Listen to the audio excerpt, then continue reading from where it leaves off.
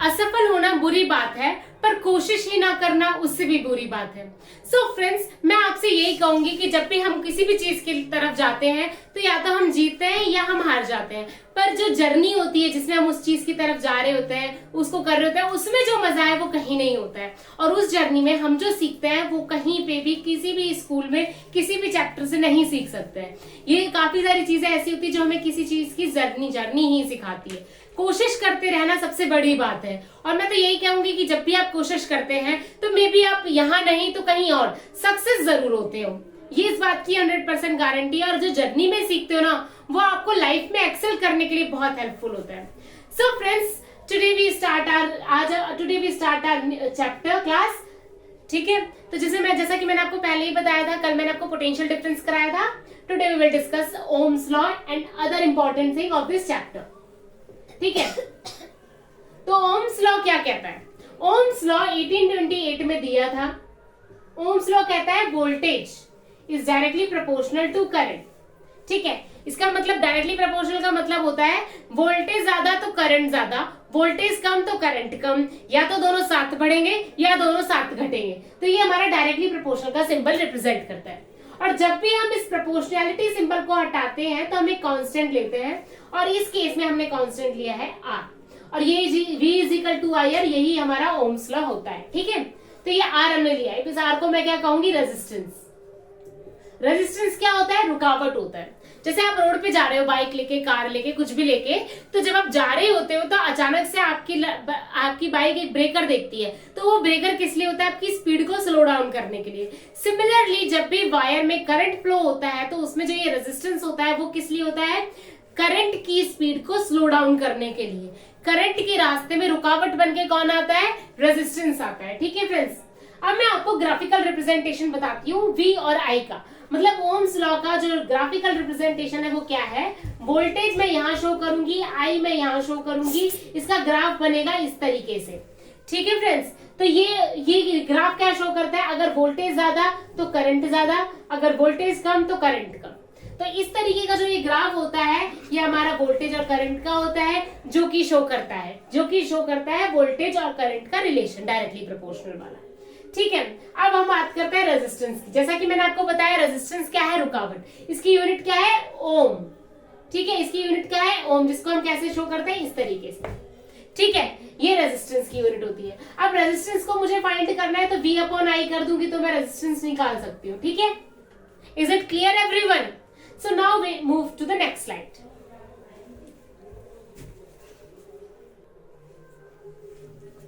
सो friends, अब हम क्या डिस्कस करेंगे? रेजिस्टेंस को। ठीक है, रेजिस्टेंस जैसा कि मैंने बताया V is equal to I R होता है। उसी से जब मैं R की वैल्यू निकालूंगी तो ये I इधर आ जाएगा, यानी कि R is equal to V upon I हो जाएगा। ठीक है, तो R is equal to V upon I। अब रेजिस्टेंस किस किस चीजों पे डिपेंड करता है? रेजिस्टेंस डिपेंड करता है लेंथ ऑफ वायर पे। अगर लेंथ ऑफ वायर ज्यादा है इट्स मीन रेजिस्टेंस ज्यादा है, अगर लेंथ ऑफ वायर कम है तो मतलब रेजिस्टेंस कम है। ठीक है, उसके अलावा रेजिस्टेंस डिपेंड करता है एरिया ऑफ क्रॉस सेक्शन पे। अगर एरिया ऑफ क्रॉस सेक्शन कम है और तो रेजिस्टेंस ज्यादा है, अगर एरिया ऑफ क्रॉस सेक्शन ज्यादा है तो रेजिस्टेंस कम है। ठीक है, तो ये इनवर्सली प्रोपोर्शनल है, मतलब रेजिस्टेंस लेंथ के डायरेक्टली प्रोपोर्शनल है, एरिया ऑफ क्रॉस सेक्शन के इनवर्सली प्रोपोर्शनल है। Is it clear? Area of cross section के रेजिस्टेंस इनवर्सली प्रोपोर्शनल है, मतलब दोनों का रिलेशन ऐसा है कि एक ज्यादा एक कम, एक दूसरा ज्यादा दूसरा कम, इस तरीके से। मतलब उल्टा रिलेशन है, अगर एक बढ़ रहा है तो दूसरा घटेगा ही घटेगा, अगर दूसरा घटेगा तो पहला वाला बढ़ेगा ही बढ़ेगा, इस तरीके का रिलेशन होता है। ठीक है, तो जब मैं इस प्रोपोर्शनैलिटी सिंबल को हटाऊंगी तो मैं कांस्टेंट लिखूंगी, जो कि मैंने यहाँ लिख दिया रो। ठीक है, तो resistance is equal to rho L upon A। ठीक है, तो ये रो क्या है? रेजिस्टिविटी। रेजिस्टिविटी मतलब रेजिस्टेंस होने की प्रॉपर्टी को हम लोग क्या कहते हैं? रेजिस्टिविटी। क्या होती है रेजिस्टिविटी?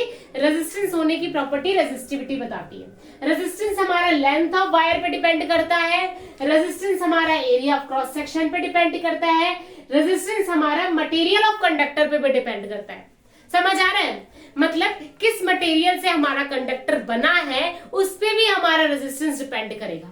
ठीक है, अगर वो सिल्वर का बना है तो उसमें रेजिस्टेंस अलग होगा, अगर वो गोल्ड का बना है उसमें रेजिस्टेंस अलग होगा, अगर वो कॉपर का बना है तो उसमें रेजिस्टेंस अलग होगा। ठीक है। तो हमारा जो रेजिस्टेंस है वो तीन चीजों पे डिपेंड करता है। पहला लेंथ पे, दूसरा एरिया ऑफ क्रॉस सेक्शन पे, तीसरा मटेरियल ऑफ कंडक्टर।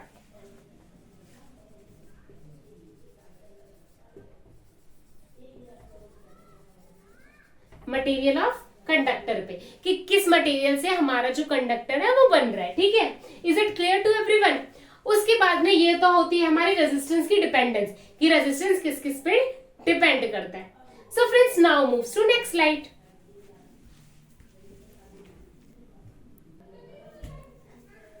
अभी मैंने आपको क्या बताया, रेजिस्टेंस की, रेजिस्टेंस की formula, resistance is equal to rho L upon ए।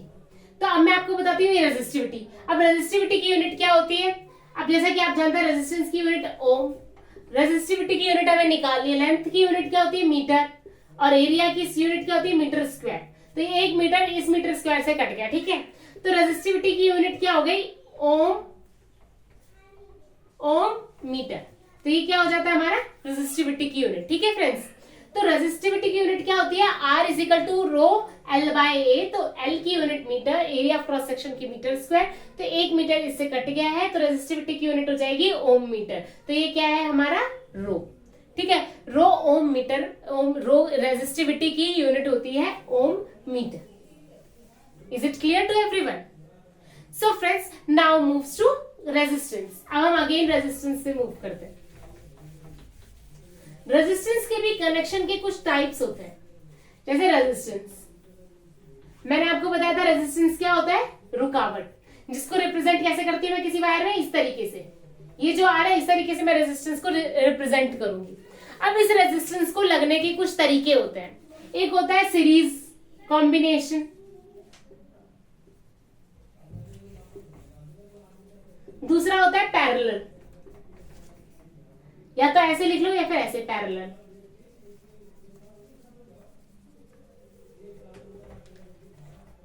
अब सीरीज कॉम्बिनेशन कैसा होता है रेजिस्टेंस का? जैसे ये कोई वायर है, अब ये इस तरीके से, ये रेजिस्टेंस R1, ये रेजिस्टेंस R2, ये रेजिस्टेंस R3, ये रेजिस्टेंस R4, ये रेजिस्टेंस R5।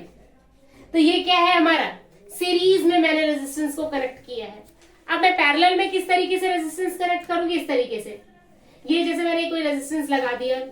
ठीक है, अब मैंने ये इधर कोई रेजिस्टेंस लगा दिया। ठीक है, अब मैंने इधर कोई रेजिस्टेंस लगा दिया। तो ये कुछ तरीके होते हैं रेजिस्टेंस को लगाने के। ठीक है, अब मैं आपसे पर्सनली पूछूं तो आप अपने घर में किस तरीके से रेजिस्टेंस लगाना चाहेंगे? इस तरीके से या इस तरीके से? तो मेरा कहना होगा कि आप इस तरीके से लगाइए। क्यों? क्योंकि अगर आपने कूलर फ्रीज सब एक ही वायर में कर दिया और तो क्या होगा, एक खराब तो मतलब सबका वर्क रुक जाएगा। और इसका इस तरीके से अगर आप कनेक्ट करेंगे तो एक चीज से एक, दूसरे से दूसरा, तीसरे से तीसरा, तो मतलब अगर एक खराब होता है 2 3 मतलब दूसरी तीसरी डिवाइस तो चलेगी इसलिए। ठीक है फ्रेंड्स, तो ये कुछ तरीका होता है। अब सीरीज में जब हम रेजिस्टेंस को लगाते हैं तो इसको निकालने का फॉर्मूला होता है, सीरीज का क्या होता है? R equivalent is equal to R1 plus R2 plus R3 dash dash dash. ठीक है, जितने भी रेजिस्टेंस है उनको मैं ऐड कर दूंगी तो ये सीरीज कॉम्बिनेशन होता है। ठीक है, पैरेलल कॉम्बिनेशन में हम कैसे करते हैं? जैसे 1 upon R equivalent is equal to 1 upon R1 plus 1 upon R2 plus 1 upon R3 dash dash dash. समझ रहे हो? मतलब अगर मैं रेजिस्टेंस को सीरीज में कॉम्बिनेशन कर रही हूँ, सीरीज में लगा रही हूँ, तो मैं R इक्विवेलेंट किस तरीके से निकालूंगी? R1 इसकी वैल्यू प्लस इसकी वैल्यू प्लस इसकी वैल्यू प्लस इसकी वैल्यू इसकी वैल्यू, तो मेरे पास R इक्विवेलेंट आएगा। वहीं अगर मैं पैरेलल कंबाइन कर रही हूँ तो 1 अपॉन R इक्विवेलेंट किसके बराबर आ जाएगा? 1 upon R1 plus 1 upon R2 plus 1 upon R3 dash dash, जितने भी रेजिस्टेंस उसमें लगे हुए 1 अपॉन में करके मैं पैरेलल कॉम्बिनेशन निकालती हूँ, सीरीज में मैं ऐड कर देती हूँ। So friends, now move to next slide.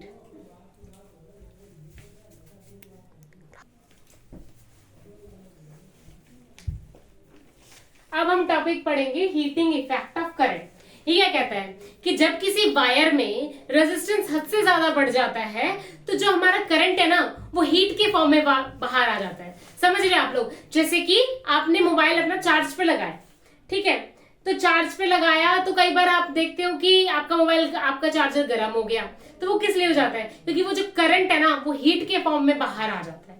समझ रहे हैं आप लोग कि अगर आप किसी को इलेक्ट्रिसिटी ज्यादा प्रोवाइड कर दो, उसमें करंट ज्यादा फ्लो कर दो, तो फिर वो क्या होता है, और रेजिस्टेंस ज्यादा हो उसमें, तो फिर क्या होता है, वो जो करंट है वो हीट के फॉर्म में बाहर आ जाता है। Is it clear to everyone कि जब रेजिस्टेंस बहुत बढ़ जाता है, जब रेजिस्टेंस बढ़ जाता है तो करंट जो होता है, जिसको मैं किससे रिप्रेजेंट करती हूँ, आई से, जिसको मैं आई से रिप्रेजेंट करती हूँ, वो हीट के फॉर्म में आ जाता है।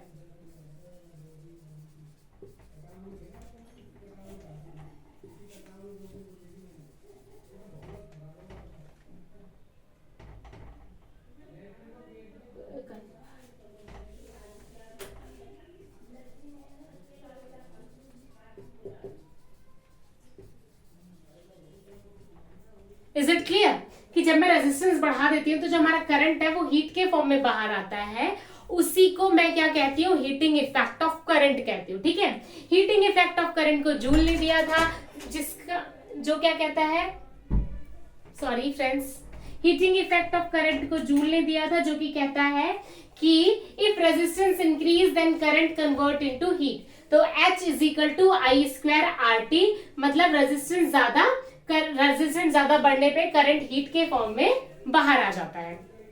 ठीक है, तो कन्वर्ट इनटू हीट। ठीक है, if resistance increase then current convert into heat. और इसको निकालने का एक फॉर्मूला होता है, वो क्या होता है, H is equal to I square R T. तो यहाँ पे T क्या है, हमारा टाइम है, R क्या है, रेजिस्टेंस है, I क्या है, करंट है। ठीक है, तो ये जो हीट, कितनी हीट निकल रही है, ये आई स्क्वायर आर टी, इस फॉर्मूले से हम लोग निकाल सकते हैं कि कितनी हीट निकल रही है। वो कैसे निकाल सकते हैं, इस फॉर्मूले से। क्या है, H is equal to I square R T. I मतलब करंट, R मतलब रेजिस्टेंस, T का मतलब टाइम। तो ये फॉर्मूला हम जब भी लगाएंगे तो हम हीट को निकाल लेंगे। ठीक है, और इस इफेक्ट को हम लोग क्या कहते हैं, हीटिंग इफेक्ट ऑफ करंट। जब करंट ज्यादा होने की वजह से जब रेजिस्टेंस ज्यादा होने की वजह से उसमें उतना करंट फ्लो ना कर पाए, तो वो करंट हीट के फॉर्म में कन्वर्ट हो जाता है। ठीक है, is it clear? Now move to next slide.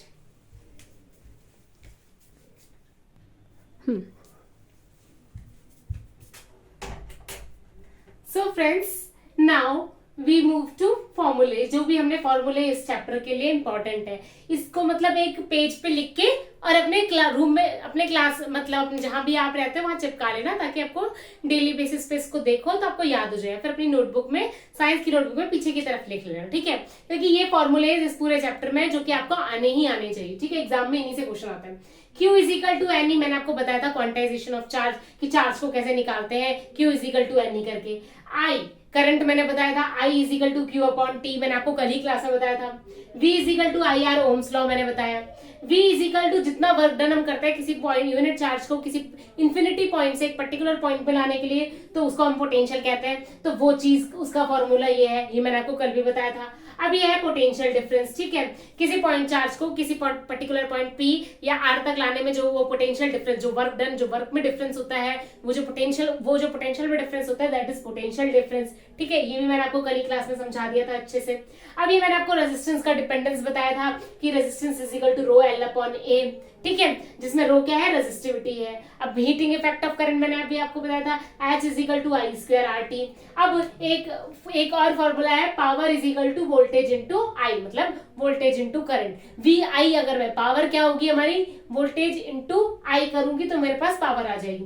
Conductance क्या होती है, ठीक है, कंडक्टेंस, उसमें इलेक्ट्रिसिटी पास होती है नहीं, वो होती है कंडक्टेंस। ठीक है, उसको निकालने का फॉर्मूला होता है 1 अपॉन रेजिस्टेंस। ठीक है, इसकी यूनिट क्या होती है, 1 अपॉन रेजिस्टेंस की यूनिट ओम होती है, तो 1 अपॉन ओम, मो या साइमन। कंडक्टिविटी क्या होती है, 1 अपॉन रेजिस्टिविटी। कंडक्टिविटी को हम इस सिंबल, सिग्मा सिंबल से शो करते हैं, और इसका यूनिट होता है ohm metre inverse, mho metre inverse, siemens metre inverse. ठीक है, अब हीटर जो होता है, हीटर होता है, आयरन होता है, उनकी जो फिलामेंट होती है वो निकल और क्रोमियम से बनी होती है। एग्जाम में बहुत बार पूछा गया है। बल्ब की जो फिलामेंट, जो भी बल्ब यूज होता है, उसमें जो फिलामेंट होती है अंदर, वो टंगस्टन की बनी हुई होती है।